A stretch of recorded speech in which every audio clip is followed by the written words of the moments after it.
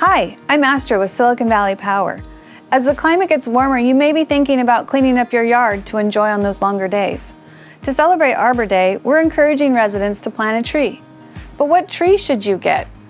It could be something small in a decorative pot, or something larger planted in the ground, but it all depends on the location and future size of the tree.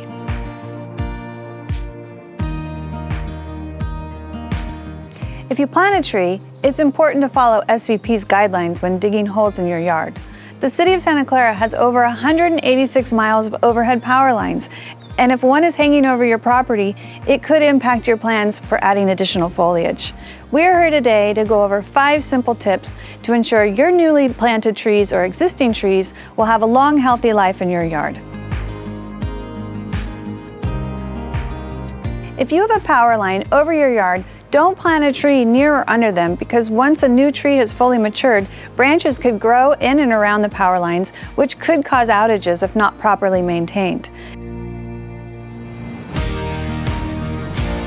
If you have an existing tree that is growing near or directly under a power line, it is your responsibility to keep the tree trimmed and maintained. Next up, we're going to hear from a local tree expert with our partners at Davey Tree. So on average, we receive about 150 emergency calls for service per year. So different lines that a homeowner will see in their backyards are telecommunication wires, which are the first sets of power lines located on the power pole from the ground up. Above those, you have the secondary wires, which are low voltage power lines. And at the very top of the pole, you're going to have high voltage wires, which supply electricity to entire circuits and neighborhoods. And those are the ones that homeowners really need to be aware of, because those will cause power outages, and they could potentially burn a tree down if vegetation gets into those lines. The low zone in your backyard is the area directly under the power lines. In those areas, you want to have generally small trees or trees that grow slowly.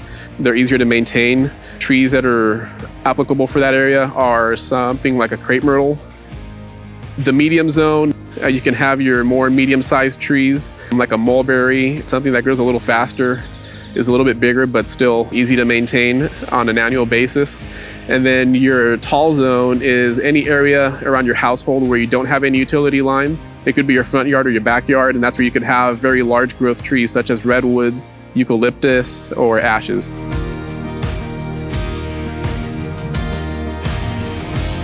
If a tree has grown on or around a power line, do not attempt to trim the tree on your own. Instead, first call Silicon Valley Power at 408-615-5640, and we will dispatch a high voltage qualified tree trimmer to remove the branches around the power line so that you or your tree service can shape and maintain your trees. If you see fire or sparks from the electrical line, back away and immediately call 911. If you see branches that have fallen into the line, call Silicon Valley Power, and we will dispatch a high voltage qualified tree trimmer to repair the issue safely so that you or your tree service can continue to shape and maintain your tree.